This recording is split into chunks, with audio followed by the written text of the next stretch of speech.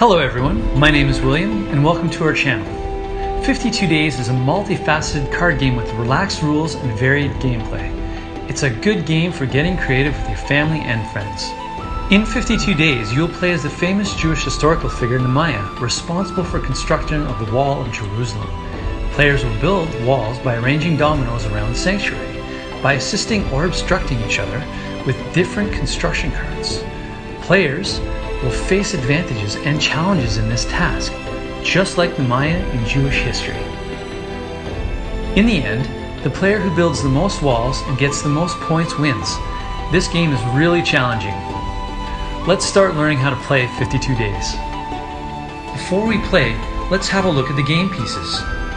There's one scoreboard, 48 construction cards, one sanctuary tile, one gate tile, 18 worker tokens, 6 score tokens, and 65 wall tokens. Since the whole table can be used for gameplay, try to clear the whole table before playing so you don't knock over anyone's dominoes. Alright, let's get to know this game. First, put the sanctuary tile in the middle of the table, and the gate tile is about 10 centimeters away from the sanctuary. Shuffle the construction cards and put them in the pile on top of the sanctuary. Take 4 cards from the construction card pile and then put them face up on the table. This is the preparation area. Put the wall tokens on one side. This is the wall preparation area. The last player to touch the stone starts the game.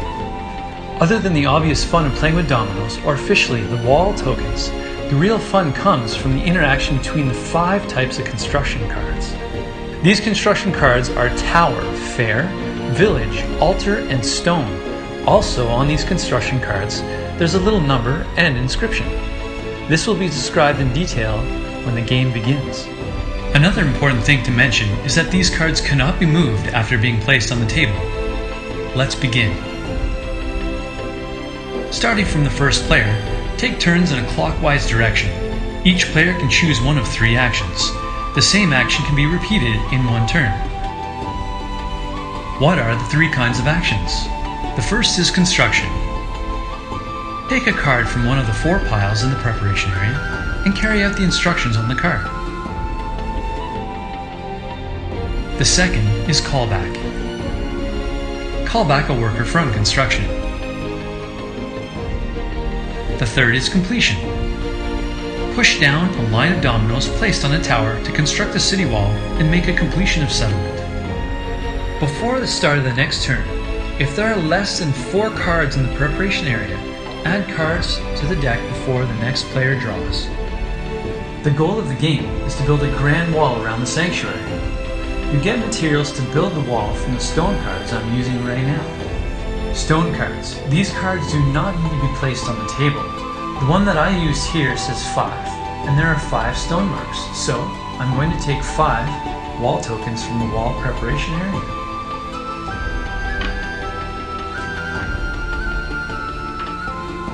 The card should then be placed face down. There are 3 rules regarding wall token placement. Wall tokens can be placed anywhere in the city, but wall tokens cannot touch construction cards other than the tower. And 2, the wall tokens need to stand straight up. They cannot be placed horizontally or laid down. And 3, wall tokens cannot be stacked or touched. But you shouldn't always build walls. Anyone who's seen ancient war movies knows that the stronghold of the wall is the tower. The tower cards. Connect these towers with walls and fortify sections of your city. Now I'm going to use a tower card from the preparation area. The marking under the card indicates the number of workers needed. After placing a worker on the tower card according to the number indicated on the card, the player must immediately take a wall token from the wall preparation area and put it on the card. Once the line of wall tokens is pushed over the wall, this is called completion of settlement. There are also a few rules regarding the completion of settlement. Connecting 2 towers owned by different players. In the example in the video, both players will earn 5 points upon completion of settlement. And 2, it's okay if walls become disconnected in the process of falling over. All that you need to do is connect the tower to another tower or gate tile.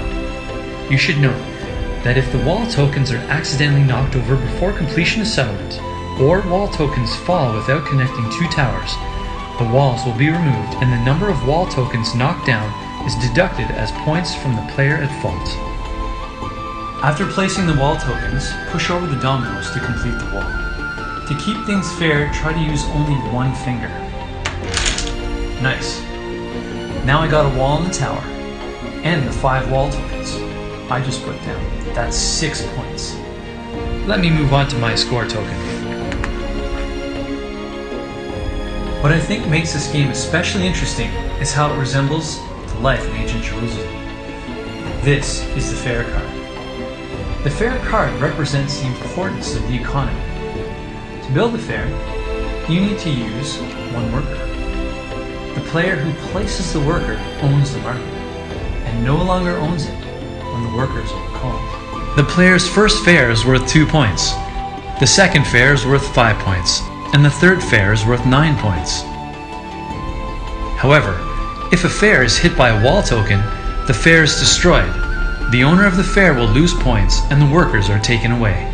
So based on this, it's probably a good idea to keep fair cards away from the city walls. So after placing a worker on a fair card, oh yeah, I got 2 points. I'm going to build a second fair. When I place my worker on this card, I got 5 points now.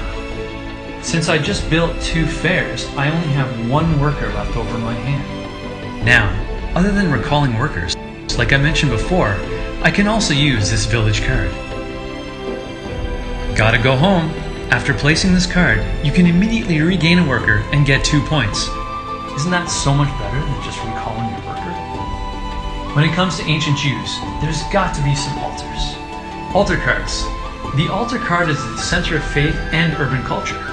1 to 3 workers are needed to build an altar.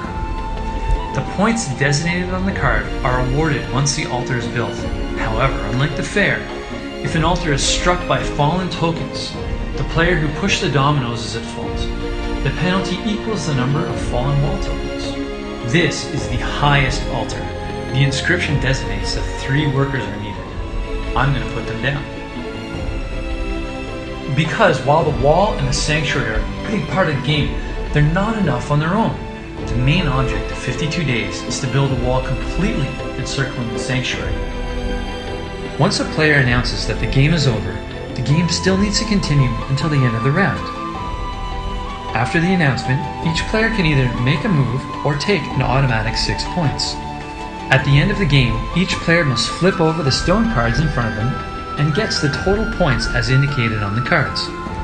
If the game ends by completing the wall around the sanctuary, the player who successfully completed the wall gets an additional 10 points. Once the wall is completed, players who have workers outside the city will lose 3 points for each worker they have not recalled. Still, there are exceptions. The game also ends when the building cards or the wall tokens are all used up. If the game ends because the wall tokens or cards are used up, the top 3 players lose 18, 12, and 6 points respectively.